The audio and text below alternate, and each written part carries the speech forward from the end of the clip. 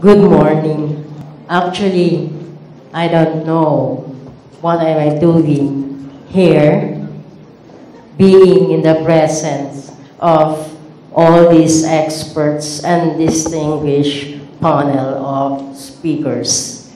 However, just like what am I doing in the field of tourism when I'm a member of the bar and had no background whatsoever in the field of tourism. However, for the past several years that I am with the Manila Tourism and Cultural Affairs Bureau, I am able to learn something.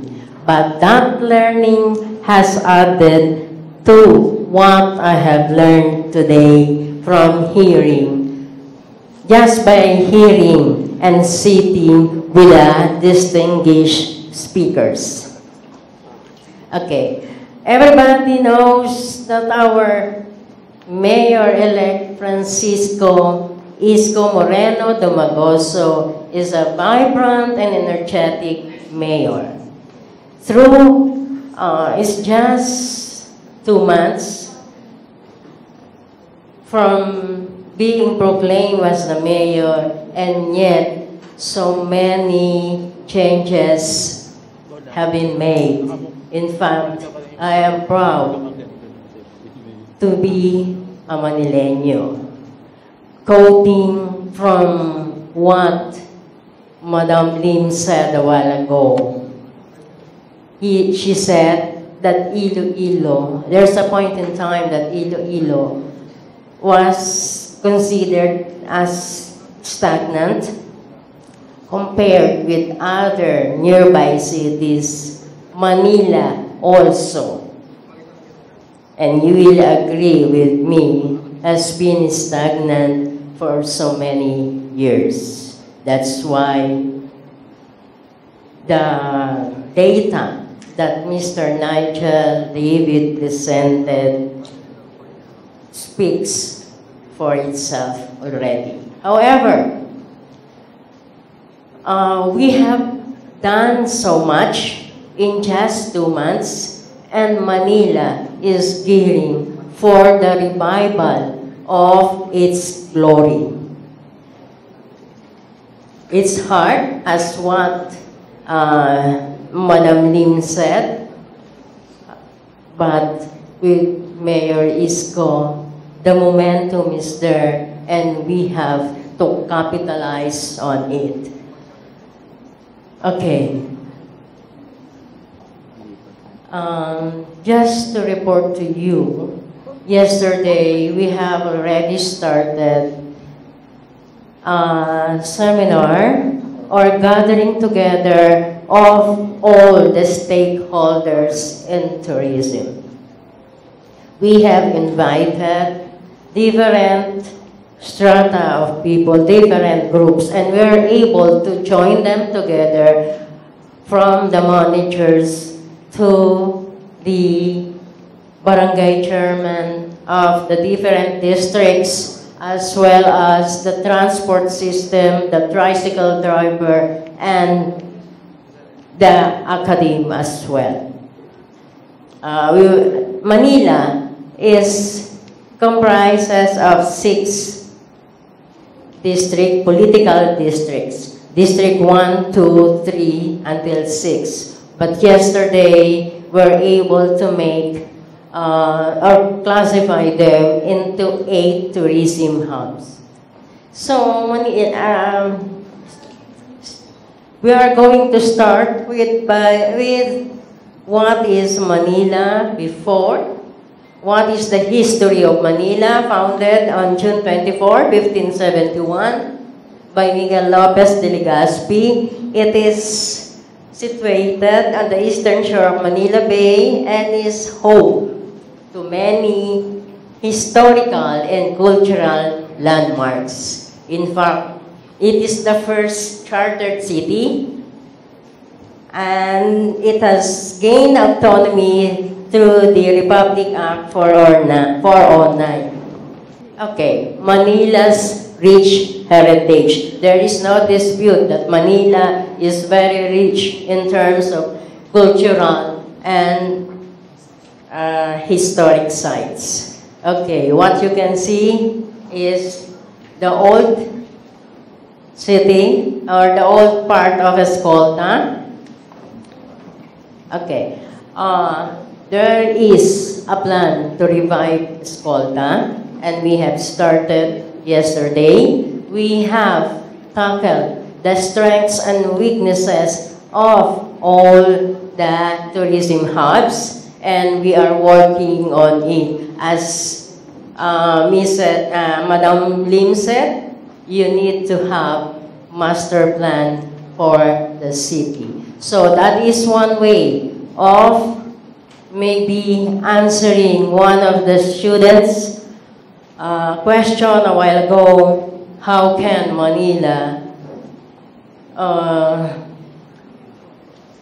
Manila be raised from that poor status to reviving its glory, gaining and learning the strengths and weaknesses? Okay, why heritage is an important asset? Heritage sites and buildings can have a very positive influence on many aspects of the way a city develops. The city of Manila, as we all know, is rich in culture and heritage. It's called one of the famous old streets in Manila. Okay. Adaptive reuse of heritage buildings is an important factor in sustainable tourism, which Escolta is well known for. Manila alone has more than 3,000 historical sites, including objects, but only few are being identified. And one of the factors, I do agree, that one of the factors in which Manila can regain its glory is having political unity. For the past several years, there was no political unity in Manila. However, today, with the mayor and vice mayor, as well as the councilors, members of the city councilors joining together to attain the vision of reviving Manila. And one of the problems as well in heritage is not being able to identify and put it in the list of presumptive or presumed important properties. You need to have that list in order to protect the buildings or structures that have to be recognized. Because you will notice, in Manila, you will just learn, or in any other cities, you will learn or hear that this building is being demolished because it's not included in the list. That is why we are going. One of the issues in the tourism plan or master plan is to be able to gather what are those properties that has to be restored or protected. And again, I do agree that before private sectors can protect or develop or prevent it from demolishing their own properties, you need to give incentives to these developers or property owners. Otherwise, they will demolish it and buy or sell it to other property owners. There are too many buildings that have been demolished not only in the Manila area, but in other portions of the Philippines. One example of heritage site is the Calle Bautista in Quiapo, wherein in the middle of that bustling and busy streets, you can find the Nakpil House. The Nakpil House is where the architect Nakpil then and his relatives are located. It's still, fortunately, the government is doing something to preserve this Nakpil House. And of course, the Quiapo, again, that is a declared historical and heritage site. Areas where the heritage is understood and valued tend to be better looked after than those where heritage items have no link with the community. So there should be link with the community. You need to involve the community in order to preserve that heritage. There should be a link with the community. Santa Ana, Manila, one of the heritage sites as well, has also been declared in a city ordinance. A portion of that Santa Ana has been declared as protected and conserved to be insured. And that is with the aid of legislations. That's the Santa Ana Church.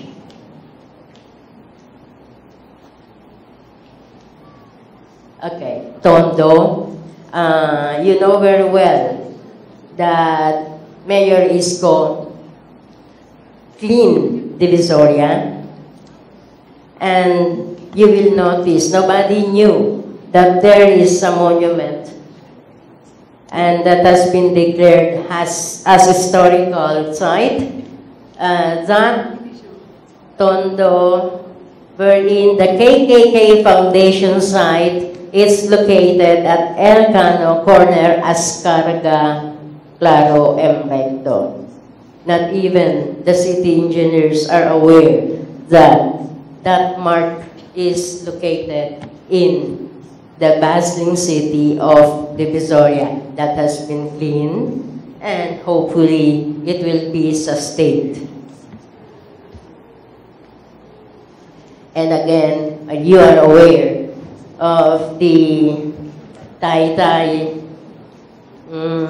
site, the Andres Bonifacio Memorial Shrine, which has been cleaned by the mayor immediately. There is a portion there wherein squatters used to reside. It's so foul, the odor was so foul, they made a public toilet of that historical site. Now, it is already a well-known and beautiful site for everybody to enjoy. So, yes, and you will notice that that monument has been vandalized for several times. The parts has been removed. The place has been made a toilet, a public toilet, but lights now surround the memorial, the historical site. The students gather there already. It's now Instagrammable. And Mayor Isko put up a site, a free mobile site. That's what you call that, wherein the students and other one can enjoy it. Okay, another thing that he removed, there is a Ramon Ongpin statue in Binondo that used to be a parking place of, take notice, of the fire trucks, private fire trucks. There is also an air content wherein officers go and made it as an office too. Within a day, from learning, from seeing it, maybe within the first week, he removed it, and now it is already a beautiful park. That is already the Binondo statue, Roman Ongpin statue. So some parks have been given back to the students, to the public. We know already why heritage is an important community asset. It's a proven source of benefit to local economy, particularly through tourism. But people are very proud of their local history. It adds character and distinctiveness to an area. And heritage is fundamental in creating a sense of place for a community. One of my topics as well is about tourism circuit. There are tourism circuit is defined as it is a route on which at least 3 major tourist destinations are located in the same village or city. At the same time, they are not separated by a long distance. It should have well-defined entry and exit points. Just 2 weeks ago, the OT Secretary, as well as Intramuros Administration and Mayor Isko, initiated to develop a tourism circuit that would link all the heritage sites in the city to boost tourism. It will link Intramuros to the National Museum, Rizal Park, and Binondo.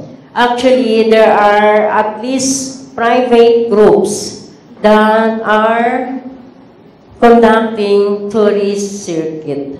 There is the Quiapo circuit, there is the Intramuros circuit, and there is also now and this one is the new one that will link Intramuros to the National Museum, Rizal Park, and Bonifacio. We hope that we are going to open this in the near future. It will be given to the public. The underpass are also being reconstructed for this purpose, for easy access to Manila and to Manila City Hall, to National Museum and Binondo. Okay, thank you.